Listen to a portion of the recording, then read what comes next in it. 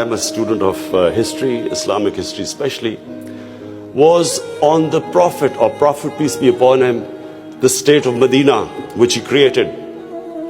Now, why do I say the state of Medina? Because the state of Medina laid the foundation of one of the greatest civilizations in the history of mankind. The principles that found the foundation of the state of Medina is what for the next 700 years was the greatest civilization on earth. And what were those principles? The state of Medina was founded on incredible principles of justice and humanity. It was the first time a welfare state was made, a state that took responsibility of the weak, what China has done right now. That was the state of Medina, where first time a state took responsible for its poor, its weak, its orphans, its widows. In the state of Medina, the first time pensions were created. Old people were also, it was a humane state. And secondly, there was justice, rule of law. These were the two main things. And the third thing, the Prophet of Islam, peace be upon him, made seeking knowledge a sacred duty. The word was that even if you have to go to China to seek knowledge, you must. Those days going to China meant not coming back. So the emphasis on seeking knowledge. For the next 700 years, all top scientists were Muslims. And that was the state of Medina.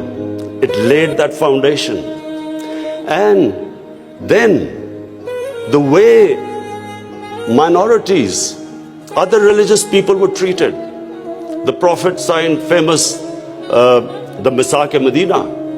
There's still a letter in St. Catherine's Church which was signed with the Christians that your places of worship will be, till the end of time, they will be protected by Muslims. Secondly, that no forcible conversions would be in Islam. Thirdly, the Prophet's last sermon, it is a charter of human rights. It's about how human beings are equal. So it was a humane state created, rule of law, emphasis on education, that led to the growth of Muslim civilization. So this is, in Pakistan, we want the same basis of our state. The rise of what I believe, the way our country will rise, it will go back to those principles. We must, number one, have rule of law, everyone equal before the law. State must be accountable.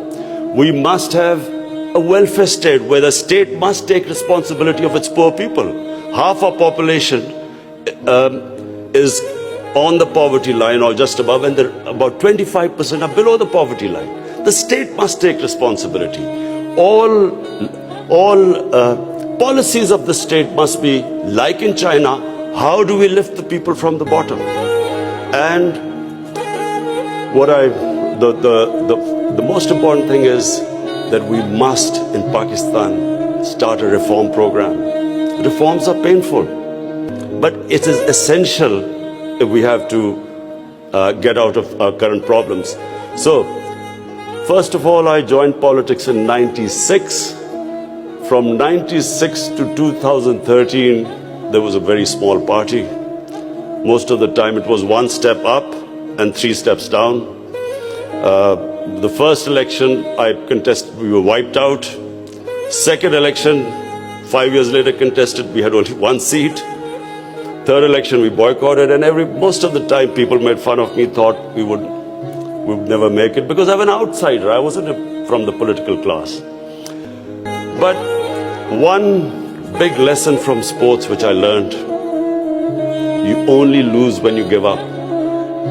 So